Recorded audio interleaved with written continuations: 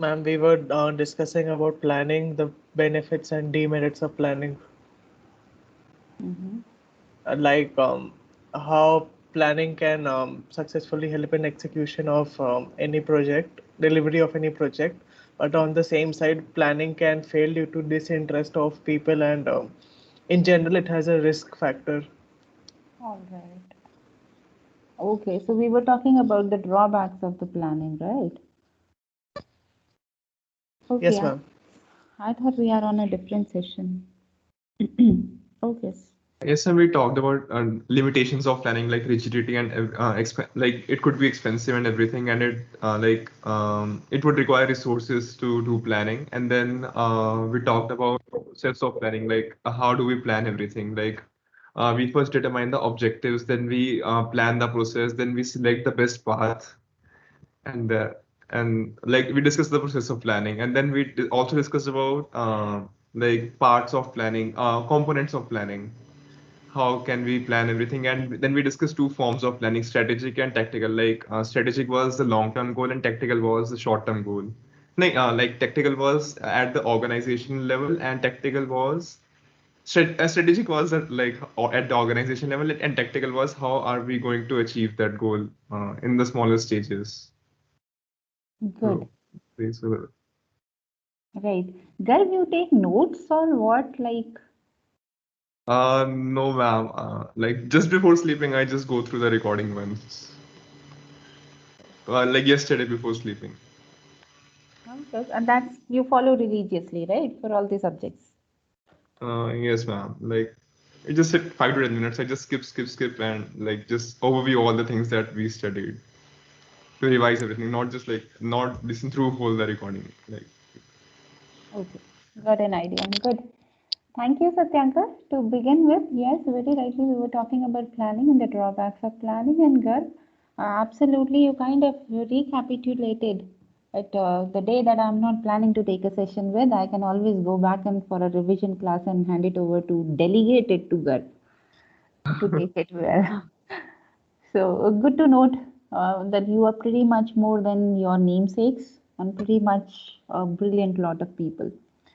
Good. So going by then, yes, we are moving ahead.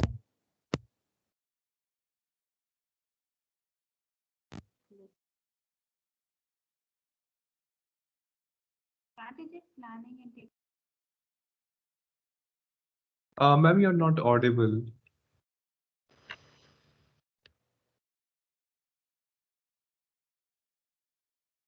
you hear me? Yes. Hello, ma'am. Yes, ma'am. Your voice is like it is going away in between, and then it is coming back. Like,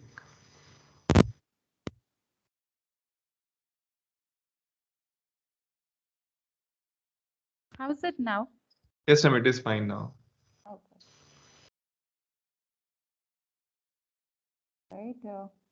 Are the slides visible to you? Yes, ma'am. They are visible. All right. Thank you. Uh, what's this? Okay.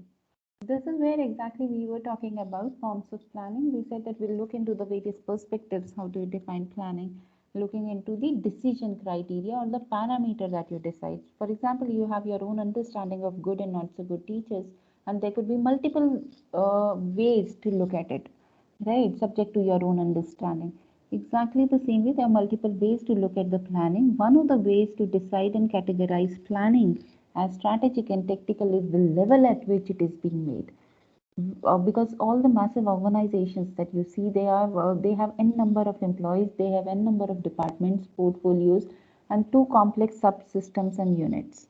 So together at the top management level, what you decide is a strategic. The name itself says strategic. That means that can have huge implications if going wrong, right? It can mean it can make or mar the entire organization in totality.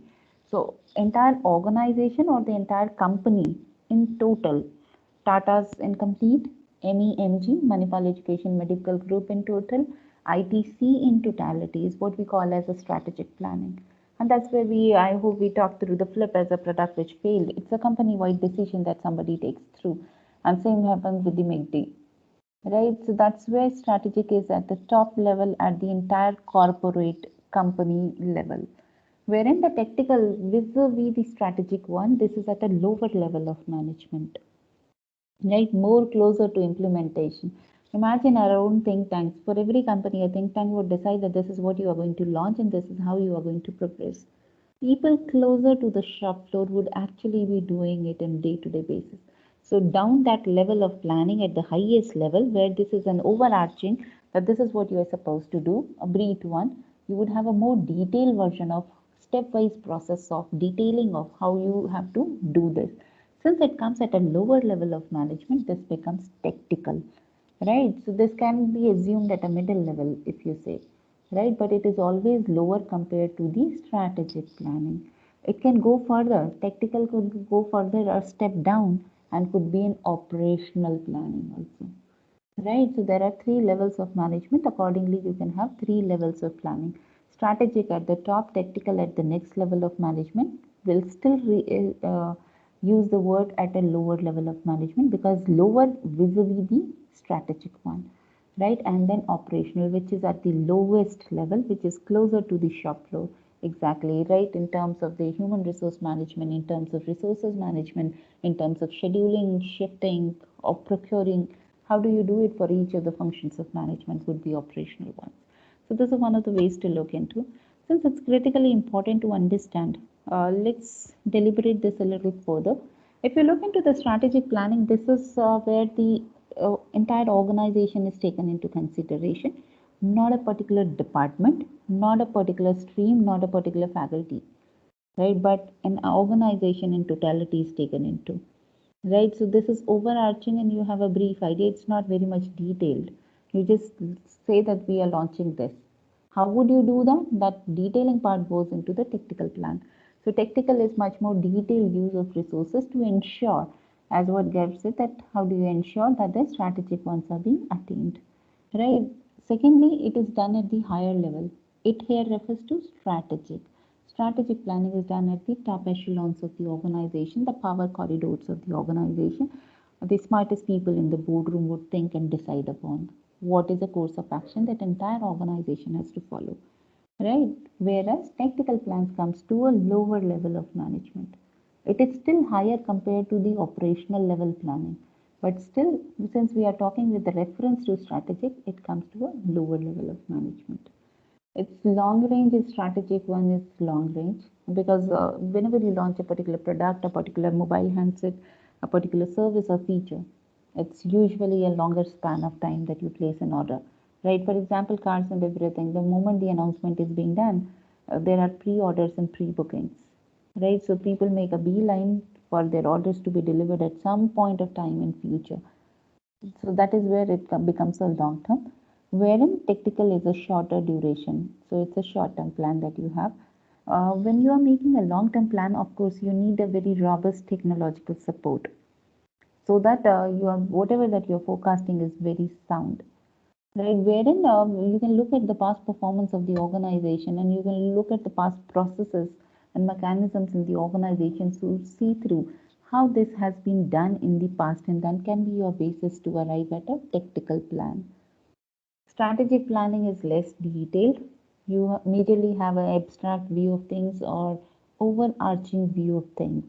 Whereas a tactical plan is much more detailed, stepwise procedure. How would you attain a particular strategic plan that you have in mind? Right, so that's the basic difference between strategic and tactical. I hope this slide makes it a little more clearer, whatever that I've been trying to portray when in an abstract terms. When I use my hands, I wonder if you look at the video or not, but that's how I've been using my hand many a times to convey certain points. So in that way, you see the top of the organization, a typical pyramidal structure that organization has. The top of it, that's being defined by the vision, mission, values of the organization. Look at the Ratan Tata, why the Tata Nano was built. The very feeling that he had this pain and he had this suffering, that this can be absolutely risky for poor people to drive a two-wheeler. And why can't we have something which is affordable for all and yet a safer option? And yet that's the story based upon which Tata Nano was built. Nothing wrong with the car as such, perhaps for the positioning. But the idea what I'm talking about is for every company, the company identity, the company image goes back to the founder establisher. Right, that has a phenomenal impact, the kind of company it is. For example, this is my personal opinion. You may choose to differ if you wish so. For example, Tata's I consider a very, very ethical company, wherein Reliance not so. Again, I have my own reservations why I did so. But in case you do not agree, it's absolutely all right. Then again, in case of Infosys, as a face of middle class of India, goes back to the founder establisher group of people, goes back to Narayan Murthy and his set of beliefs and values, which are deep rooted in the kind of things that Infosys does. Right, that goes back again to the founder establisher. Again, for MEMG, Manipal Education Medical Group, the founder establisher, Dr. TMA Pai sir, believed that education, health, and money are important for somebody to live peacefully. And henceforth, you see the presence in almost all the sectors. Right, so the idea here is the vision, mission, and the value are deep rooted in the organization. It has a lot to do with the founder establisher and the vision that the people have put forward for their organization. And henceforth, since Tata is such a trusted group, you never ever had a single labor unrest case for Tata Steel, which is massively labor intensive, which is very unlikely to see nowadays. Right, for every damn thing that happens around you have strikes and dharnas and locks out and whatnot, even the bloodshed. Right, so that is where the top is being defined, or the organization is defined by the vision, mission, value orientation. From there would flow on the strategic goal. That's where driven by the philosophy that it's painful for see somebody driving a two-wheeler for four people, and hence for the strategic decisions of launching Tata Nano. Right? Thereafter, going into the tactical plan, procuring land, putting it to West Bengal in order to contribute to economy and so on and so forth. However, it didn't work out. People were given police protection, moved on to Gujarat to relocate. A lot is being suffered in the meanwhile, but still people were given a police protection, right? Because people's lives matter. It was a dispute between the government and the industrialists, but then the people have to be, at least those working on the shop floors, has to be protected, and henceforth they were police guarded while they were transferred from West Bengal or evacuated from West Bengal. That what happened in the tactical plans. How would you make everything else arrange for those strategic plans? And thereafter, at a lower level, as we said through, it is an operational plans. A day-to-day, at a minor, fine-grained level of planning that you have for all the multiple domains of management that you have in organization. So this is how there is cascading of planning, driven by, so everything that Infosys would do would always have an understanding of middle class values very strongly. We have all seen that, one of the infamous remarks that Sudha Murthy herself went through, standing in a business line and being commented upon in an Indian attire, being commented upon that this is a business line. Well, a lot can be talked about, but the idea here is every company is identified by their vision, mission, and goals.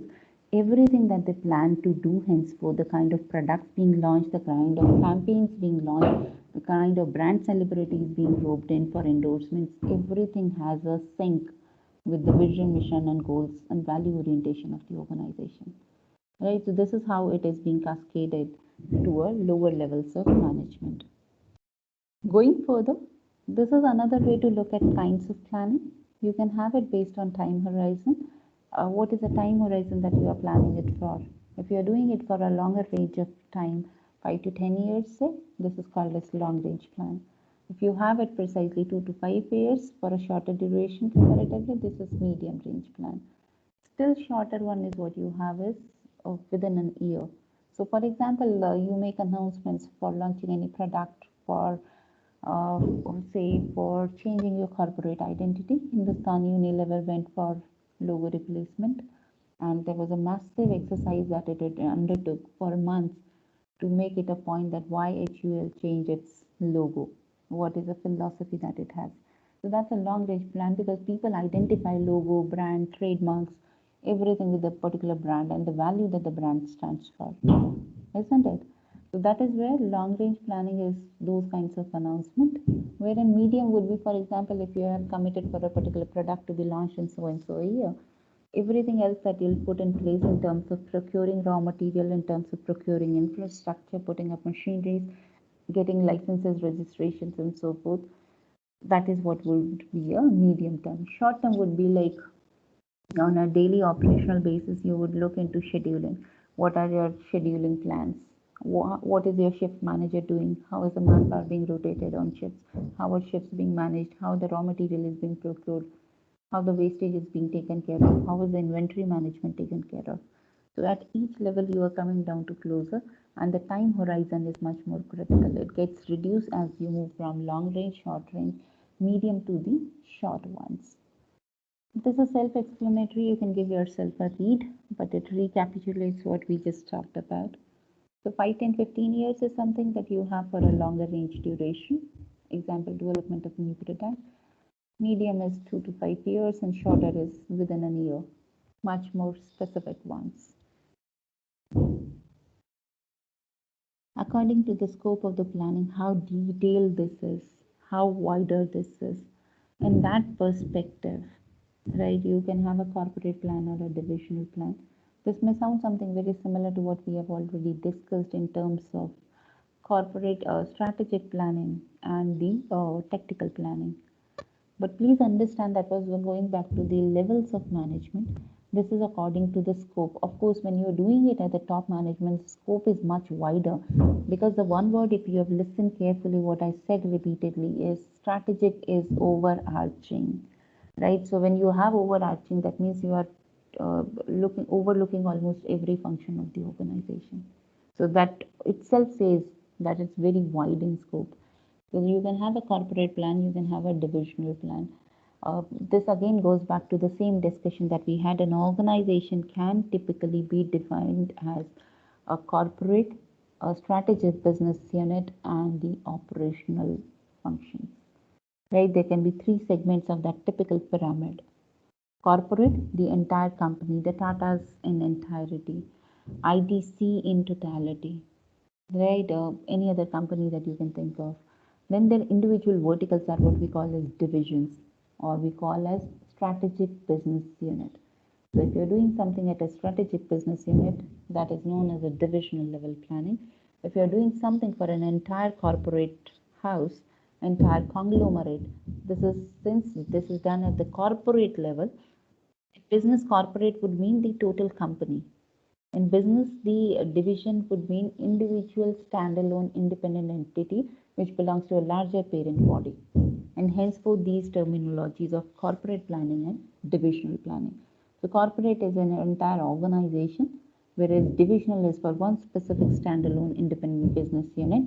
There can further be a bifurcation, as we saw in the preceding slide, going to a next level, which is operational or the functional planning, which is for the particular domains. Each unit of Tata Motors, or each unit of Tata Steel, or each unit of Tata Hotels would have all the management functions perhaps. And every company, every small independent entity would have all the functions of management. So it can go a level down as well to the functional planning. Majorly, this is what it is. Entire organization as a whole, and divisional is at a next level of the management, right, at the strategic business unit level. And since the next subsequent would come into functional ones, hence clubbed together. So specific functionalities of management also being taken care of in terms of sales, marketing, HR, operations, right? These are some of the skills. I'm sure you can make it out. Nothing of a rocket science, or ability to think ahead. For all the products, they only fly because they have a futuristic element. Either they are something like salt that I need it on daily basis for survival, or food. But beyond that, everything else that's being consumed is based on my convenience, based on my preference, based on the taste and the liking that somebody has. So you need to see through where is it going, what is it can be the next upcoming. So somewhere you should have the ability to see through the future, that this is what I see is coming up in big way. Ability to look at the company objective. There were so many other players in the car segment. right? You have all the big brands, right from the Elite to the Maruti Suzuki, which is the India's iconic, most affordable car for Indian roads, right? So people have been, having all the kind of variants, especially coming from Chandigarh. People are crazy about cars and even the car numbers, the special VIP numbers. So that way, everything is defined by the company objectives. It was only Tata's who had that kind of vision and philosophy that he felt the pain and launched the car. Right. So have a ability to understand the company objective, that what your company stands for, what are the values. For example, Body Shop, the only company in the cosmetic segment that banned upon that our cosmetic products are not tested on animals. Rest all for everybody else. You look at the pathetic condition. I'm not an animal activist, nothing to do with the Maneka Gandhi and everybody in PETA around. But this is the point that I'm driving. And the point is your ability to look at the company objective. So Body Shop banked their game on that. Our products are not tested on animals, and that was a huge buyout. That's still one of the companies which has highest regards when it comes to being responsible and being environment friendly. Right, that's how what we are seeing in nowadays for almost everything. Let it be Cisco, it's a green LED. Right. Well, I still don't understand a lot of technicalities in spite of being a sustainability researcher. But yes, that's where people are going organic, right? Organic food, organic vegetables, or their own responsible consumption. Even in the fashion, people have started working on the renting out of clothes, and there are startups doing well because that's one industry that massively creates problem with the environmental sustainability. So that is where look into the company objective, what your brand is being defined for. And henceforth, you will have everything tossed around that objective. The kind of products that you would launch, the kind of people that you would hire to work for. Everything is in sync. Another, to look into the future environmental trends, follow through, see through the trends. How is it changing? And what do you think would be the next change? Right? And accordingly, have your products being tweaked or launch something which is much more contemporary in nature. Ability to monitor and implement, yeah, that's where most of us fail. We might have smartest of the people in the boardroom and have best of the best laid plans, but they are as good as on paper because there is a fallacy when it comes to implementation. So that's where you need to have a robust checks and balances in place that whatever is being taught through is very well implemented. So these are some of the skills that you would need. Again, the list is not very exhaustive. This is only indicative. There may be few other things that you need to be critically aware of while planning. This is one of the visual effects that you would want to see if you are the one who pick up Howard Gardner said that people have multiple intelligences and people learn in multiple ways. Right? Somebody hear and remember, somebody do and remember, somebody look and remembers. So there will be multiple ways to it. So just one of the ways to put it across. So the central goal is your vision and mission. Thereafter, you will have a tactical plans and the standing plans, or a 3D view if you would like to have a top manager, middle managers, and the first line managers. The vision mission is something reserved. Planning, if you look across all the functions of management, every manager does all, that's all right. But majorly planning is resorted to top management. Planning in terms of what is the vision of the organization, what is the strategic roadmap that organization should attain. And the middle one is the tactical and management by objective. Management by objective is a popular technique for fixing up the targets by a mutual consent between the boss and the subordinate. So it's not a unilateral communication that says that, see man, you are supposed to do this by your sales target. No, I do as an employee, as a subordinate, has a say that this is what I think is okay for me, looking into the various criteria. And then the first line manager, you would have operating plans, right? How to make sure for each of the functional domains of management. You'll have standing plans for something which is repetitive in nature. Something non-repetitive in nature is what you will have a single-use plan. This is one of the ways to look at the timelines. Strategic ones spanning over 2 to 5 years, tactical ones coming down to months, and then operational precisely coming on to day.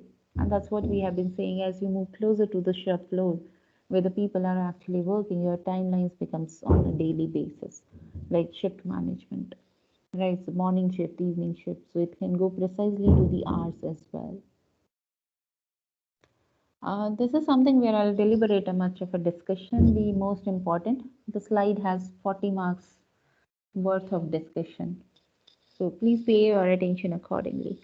Since we are talking about planning, we are making a discussion that I'm launching a product so and so in future, because this is where people's preferences, taste, and choices are changing. So I need an understanding, a tool to help me do that. Anybody has heard of Porter's five forces or SWOT analysis? Anybody has heard of what is Porter's five forces or SWOT?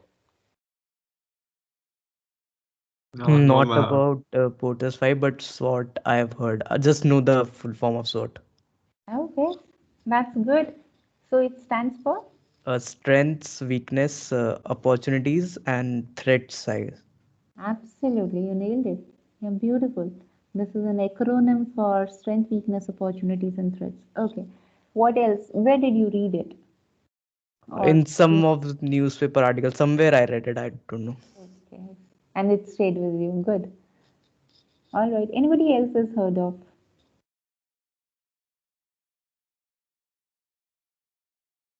Here, people? Brains at work.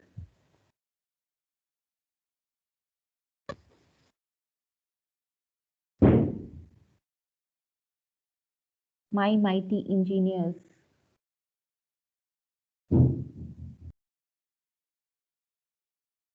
Anybody thinking?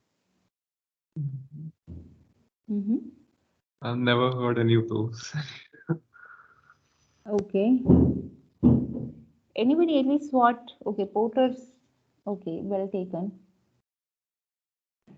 Try a little hard if you have a recall.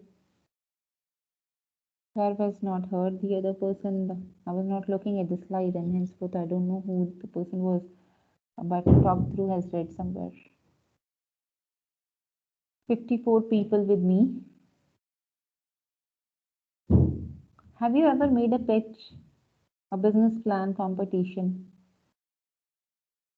Any one of you? Yes, ma'am. Okay. Did you not come across there, or somebody hinted upon there? No, ma'am. I participate in the startup weekend, but this never heard of this term. All right. Well taken. Very well taken. Yeah. Okay. SWOT analysis, as your friend said, will begin with SWOT. Just a minute. Slides visible to you, right? Yes, ma'am. It is visible. Okay. For the rest preceding next slides, please give it a read. I'll only stay on here and sum up my discussion. Because I come from a stream of, I did 3 credit course in strategic management. This is just one of the subsections of it, one of the small segments. I can toss an hour long discussion on these two tools. Well, SWOT analysis is a tool that help you understand your product portfolio, your company, or your industry that you are competing in. Right from that perspective, this is a very, very simple and a handy tool. If nothing else, if you're making a business pitch, right, the simplest thing, the best thing that you can do is undergo a SWOT analysis. This is strength, weakness, opportunities, and threats. What are the strengths of your product prototype or your product portfolio or any particular product XYZ? For example, we can do it for Maggie as an individual product. We can do it for an entire company, Nestle, that owns it, right? We can do a SWOT analysis for the entire industry of FMCG, fast moving consumer goods, that Nestle is a part of, right? So this is another beauty that we have with this tool. How do we use as a strength is something that you can cash upon. Strength is something that you can capitalize upon. You can leverage upon. You can beat everybody else out of the game based on your strength. Remember, you are, for example, something like you naturally have a knack at something. You're too good at speaking. You're naturally good at it. It's not that you have learned, right? You're naturally good at programming. I'm sure you would have had. There are certain people who generally have a knack of it. So that's something a strength that given a scenario, you are comparatively better positioned than anybody else on a particular dimension. If it comes to speaking, you have a better advantage compared to somebody else. Maybe the person who has never talked through would die hard of this. When somebody makes an announcement that you are supposed to come and talk at the stage, well, the public speaking, and would absolutely be a stage fear, right? Wherein there are people who are naturally good, who don't put an effort to learn through and still do it seamlessly. So that is what is strength. In business context, again, your organization could have a strength in terms of, say, you have a lot good infrastructure, you have best of technology infrastructure, you have government permission subsidies in your favor. So anything that works in your favor that helps you play the competitive game, right? Because you are operating in an industry, there would be several players out there. You are not a standalone. So that is where strength comes into. Weakness is anything that interferes with whatever that you are trying to achieve, right? For example, you don't have enough funds to have a massive expansion. You don't have a requisite permission from the government, it's halted. You do not have a latest technology to support your business venture.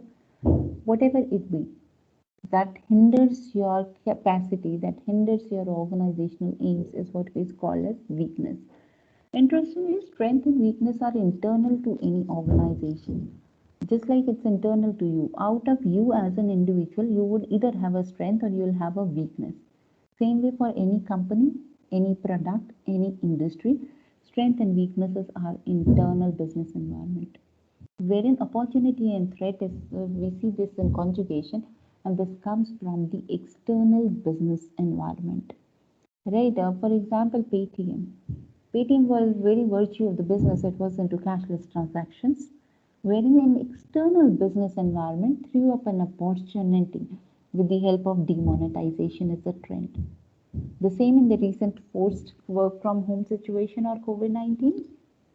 What happened? It was an external business environment that forced each one of us to switch over to the work from home. And since we switched over to work from home, we were all resorting to have the continuity of the business. We all resorted to the video conferencing tools.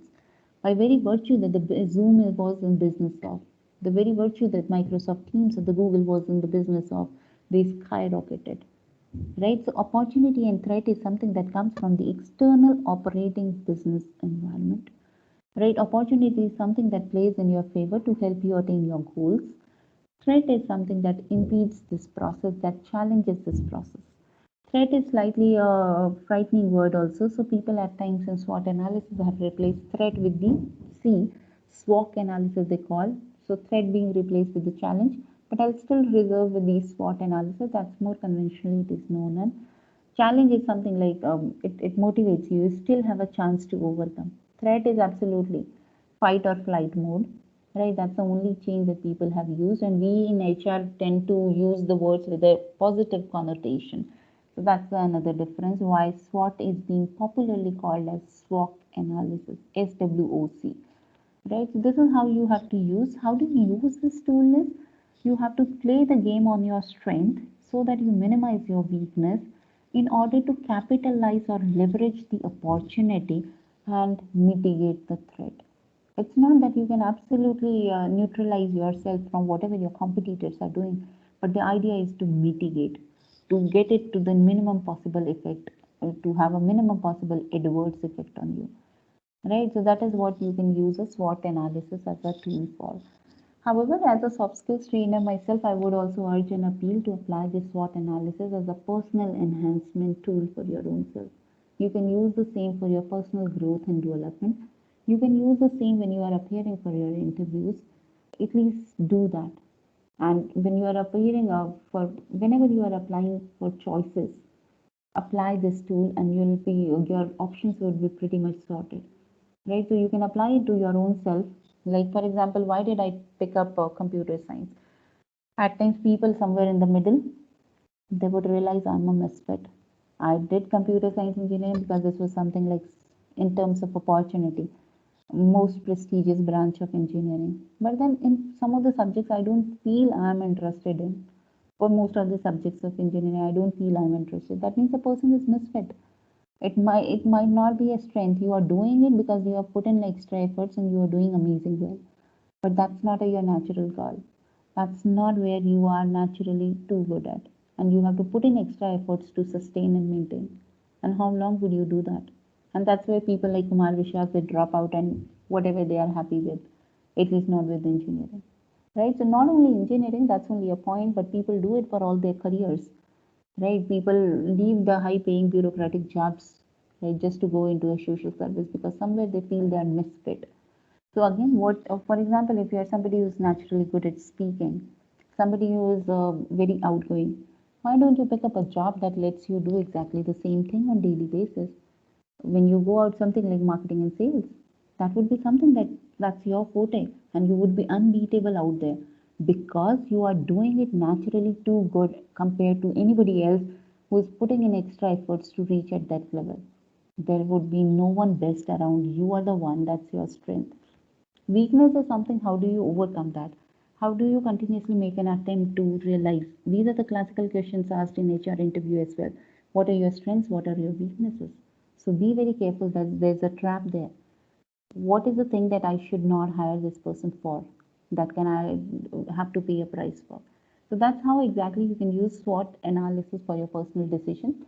Let it be joining a small company at a big position, or let it be a very well established company at a small position. How do you arrive at decision?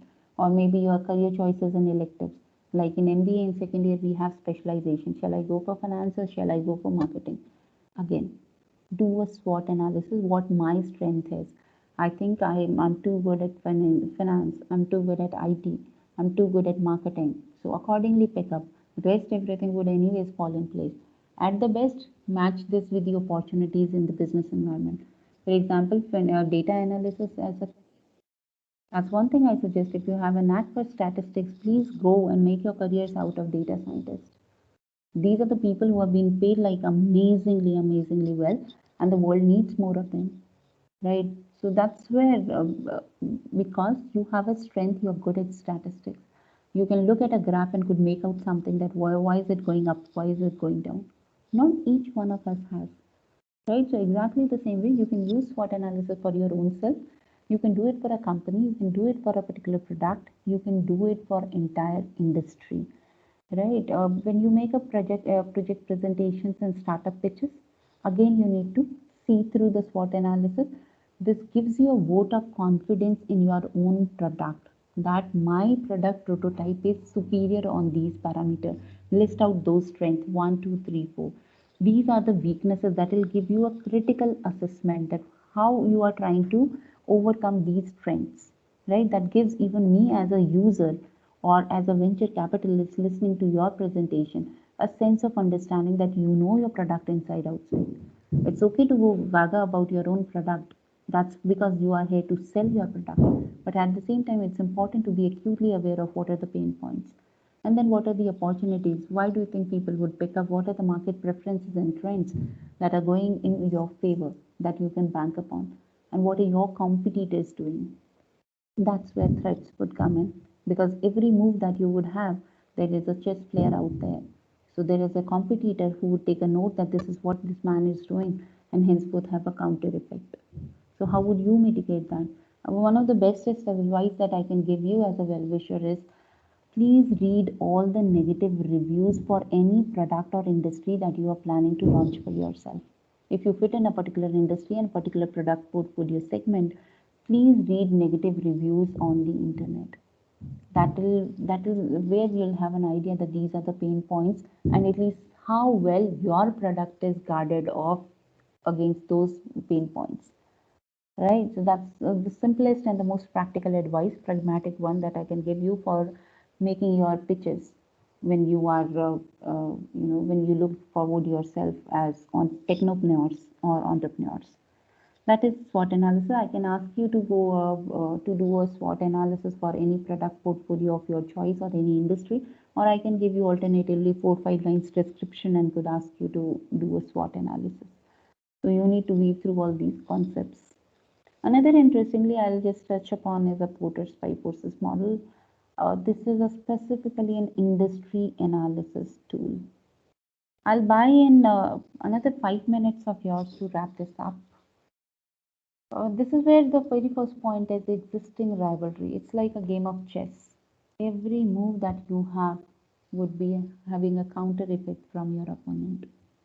People, you listening to me? Yes? Yes, ma'am. Yes, ma'am. All right. Thank you. Yes. Thank you. I thought I put you off by buying and borrowing 5 minutes of your time. No, Okay. ma'am. Okay, thank you for being so accommodating. Thank you. So that's where the very first point that comes is a rivalry amongst existing competitors. Uh, who are the people who are currently in the industry? How many people are currently in? What stage of expansion or growth this industry is in? Right? Imagine, look at the perspective of metaphorical parallels that you can draw with the number of invitees for your birthday bash and the size of cake. Size of the cake could metaphorically refer to the size of the market, size of the industry which is available, right? And the invitees could be individual players or individual companies, right, for a particular product. The same way when you have a fixed number of invitees and fixed size of cake, everybody knows how much is the size of cake that one would receive. Imagine there are few more well-wishers of yours who just barge in your house, give a surprise. What will happen to the size of cake that each one will receive? Because the total size of cake is fixed, then each one will receive a squeezed in the smaller portion, right? Excuse me. That's where everyone's portion would be squeezed. And since everybody's portion is squeezed, imagine this in a business environment, a typical market scenario. It would be a fierce competition, right, neck to neck. And that's exactly what Pepsi and Coke has been doing. Neck to neck competition. Look at their brand advertisements, look at their campaigns. Each one is a massive rival, right? Because the size is limited that everybody is trying to capture and hold on. Imagine the case, another scenario whereby as your number of invitees go up, the size of the cake is also growing. And that everybody is comfortable because everybody gets a predestined size. Nobody is being squeezed out. So that is another possibility when the industry is growing and there are massive opportunities available, number of players would not have an impact on competition. It's live and let live happily kind of philosophy that can be followed by the organization because even the industry is growing, so there is enough for everybody's needs, right? So that's the one other possibility. Wherein imagine the same industry when it is into declining mode, everybody would try die hard, right? Have neck to neck competition to sustain their business sizes because industry total is declining. So everybody is just trying to sustain whatever the part that they have.